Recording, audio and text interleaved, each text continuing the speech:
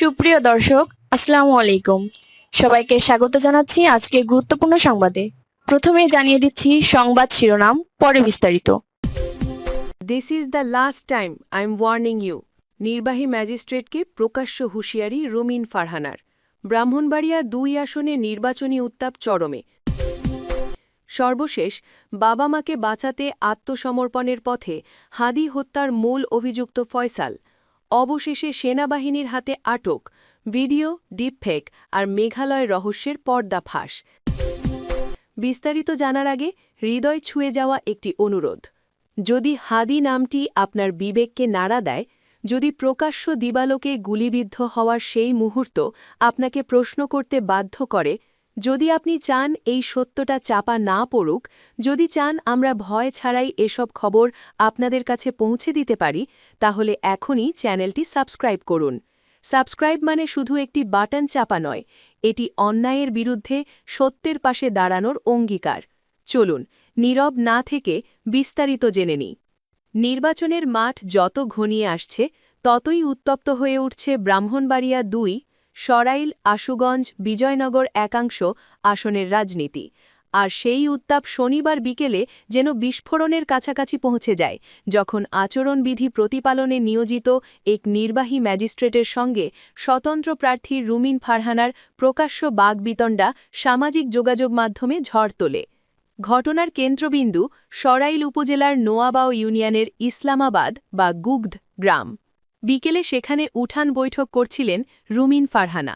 স্থানীয় নারী পুরুষের ভিড়, নির্বাচনী আলোচনা আর মাঝখানেই প্রশাসনের হস্তক্ষেপ, এই নিয়েই শুরু হয় উত্তপ্ত বাক্যবিনিময়, যা মুহূর্তেই রূপ নেয় জাতীয় আলোচনার কেন্দ্রে। কি ঘটেছিল ইসলামাবাদ গ্রামে? প্রত্যক্ষদর্শী ও উপজেলা প্রশাসন সূত্রে জানা যায়, শনিবার বিকেলে ইসলামাবাদ গ্রামে উঠান বৈঠক করছিলেন রুমিন ফারহানা। ঠিক সেই সময় কয়েকজন পুলিশ সদস্যকে সঙ্গে নিয়ে সেখানে উপস্থিত হন নির্বাহী ম্যাজিস্ট্রেট ও সহকারী কমিশনার ভূমি শাহরিয়ার হাসান খান। অভিযোগ, আচরণবিধি লঙ্ঘন। প্রশাসনের দাবি, নির্বাচনী বিধি মানতেই সেখানে যাওয়া। আর রুমিন ফারহানার ভাষ্য, তাকে উদ্দেশ্যপ্রণোদিতভাবে হয়রানি করা হচ্ছে। এই টানাপোড়েনের মধ্যেই বৈঠকস্থলের পাশে নির্বাহী ম্যাজিস্ট্রেটের সঙ্গে তর্কে জড়িয়ে পড়েন রুমিন ফারহানা। আর ঠিক তখনই মোবাইল ক্যামেরায় ধারণ হওয়া একটি ভিডিও ছড়িয়ে পড়ে ফেসবুকে, যা মুহূর্তেই ভাইরাল হয়ে যায়। ভাইরাল ভিডিওতে কি শোনা গেল? ভিডিওতে নির্বাহী ম্যাজিস্ট্রেটের উদ্দেশ্যে রুমিন ফারহানাকে বলতে শোনা যায়, আপনি পারলে থামাই দেন, আজকে আপনাকে ভদ্রতার সাথে বলছি, নেক্সট টাইম কিন্তু ভদ্রতা দেখাবো না। এ সময় পাশে থাকা এক ব্যক্তিকে বৃদ্ধাঙ্গুলি উঁচিয়ে বলতে শোনা যায়, আপনাদের তারা বুইরা আঙ্গুল দেখায়, আপনারা কিছুই করতে পারেন না। এই কথার জবাবে রুমিন ফারহানাও বৃদ্ধাঙ্গুলি উঁচিয়ে বলেন, আপনাদের তারা এই রকম দেখায়। নির্বাহী ম্যাজিস্ট্রেট তখন প্রশ্ন করেন, কে এমন করে? এর উত্তরে রুমিন ফারহানার কণ্ঠ আরও কঠোর হয়ে ওঠে, খোঁজ নেন, প্রশাসনে বৈশা আছেন, আমি যদি না বলি এখান থেকে বাইর হইতে পারবেন না। Excuse me sir, this is the last time I am warning you. এই বক্তব্যের সময় আশপাশে থাকা তার অনুসারীদের ঠিক ঠিক বলে চিৎকার করতেও শোনা যায়। ঘটনার পর আচরণবিধি লঙ্ঘনের অভিযোগে রুমিন ফারহানাকে ৪০,০০০ টাকা জরিমানা করা হয়। এই জরিমানার টাকা পরিশোধ করেন তার অনুসারী জুয়েল মিয়া। এটাই প্রথম নয়, এর আগেও তাকে ১০,০০০ টাকা জরিমানা করা হয়েছে বলে জানিয়েছেন রুমিন ফারহানা নিজেই।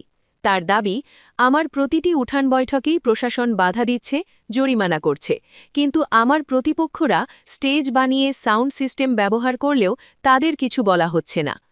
প্রশাসনের বিরুদ্ধে রুমিন ফারহানার অভিযোগ। ঘটনার পর প্রথম আলোকে দেওয়া প্রতিক্রিয়ায় রুমিন ফারহানা বলেন, আমার প্রতিপক্ষের জোটের প্রার্থী ও তার লোকজন প্রতিদিন আইন ভঙ্গ করছে, স্টেজ করছে, সাউন্ড সিস্টেম ব্যবহার করছে, আমাকে আশুগঞ্জ উপজেলা বিএনপি সাধারণ সম্পাদক টিস্যু পেপার বলছে, নর্তকী বলছে। আমি এসব নিয়ে অভিযোগ দিয়েছি। তিনি আরও বলেন, আমি কোনো স্টেজ করি না, শুধু একটি হ্যান্ড মাইক ব্যবহার করি, তবুও প্রতিদিন আমার উঠান বৈঠকে প্রশাসন এসে বাধা দেয়।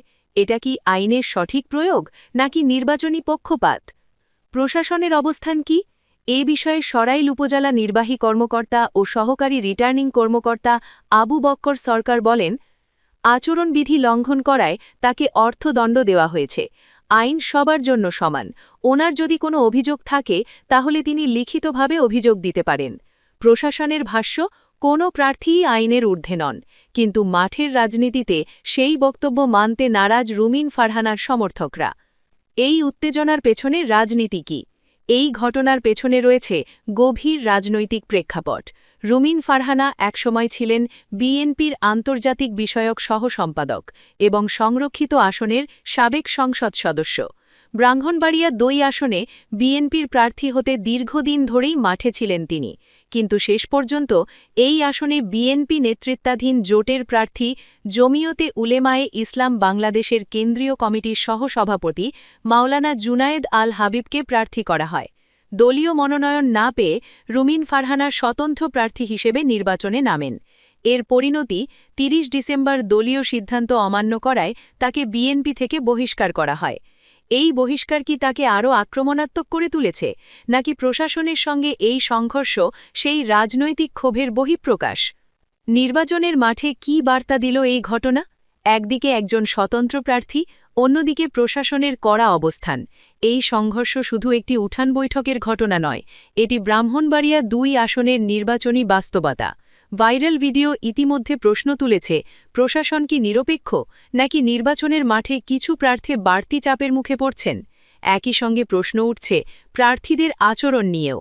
নির্বাহী ম্যাজিস্ট্রেটকে প্রকাশ্য হুঁশিয়ারি কি আচরণবিধির মধ্যেই পড়ে? নির্বাচনের আগে এমন ঘটনা ভোটের রাজনীতিকে আরও উত্তপ্ত করবে তা বলাই বাহুল্য।